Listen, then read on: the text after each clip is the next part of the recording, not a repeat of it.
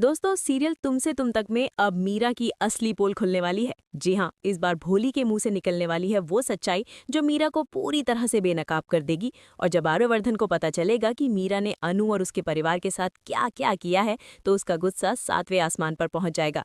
तो चलिए दोस्तों, आज मैं आपको डिटेल में बताती हूँ कि आखिर क्या होने वाला है और कैसे मीरा की सारी साजिशें खुलकर सामने आएंगी।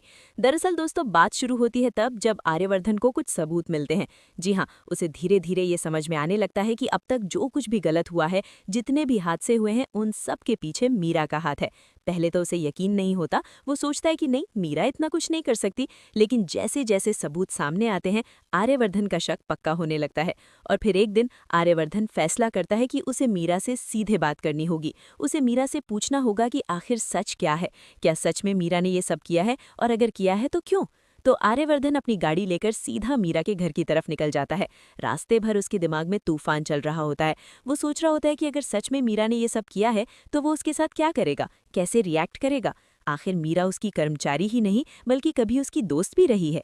जब आर्यवर्धन मीरा के घर पहुंचता है तो वो दरवाजे पर दस्तक देता है। धक धक धक की आवाज गूंजती है। थोड़ी देर बाद दरवाजा खुलता है और वहां भोली खड़ी होती है। भोली मीरा के घर पर काम करने वाली बाई है।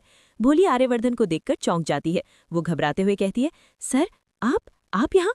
आर्यवर्धन पूछता है, मीरा घर पर है?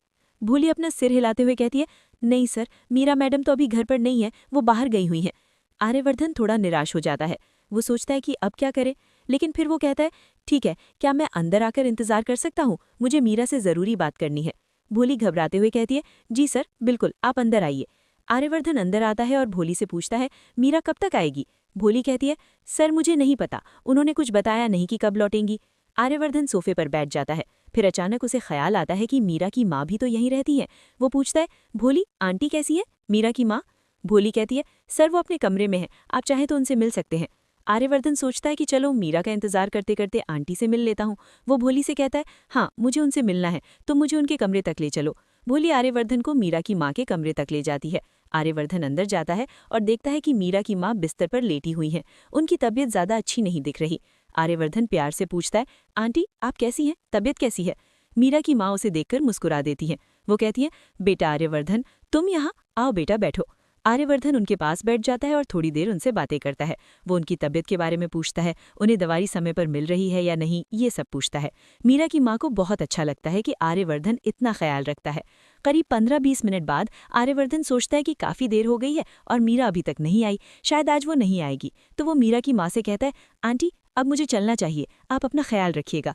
मीरा की माँ कहती है, बेटा मीरा का इंतजार नहीं करोगे? आर्यवर्धन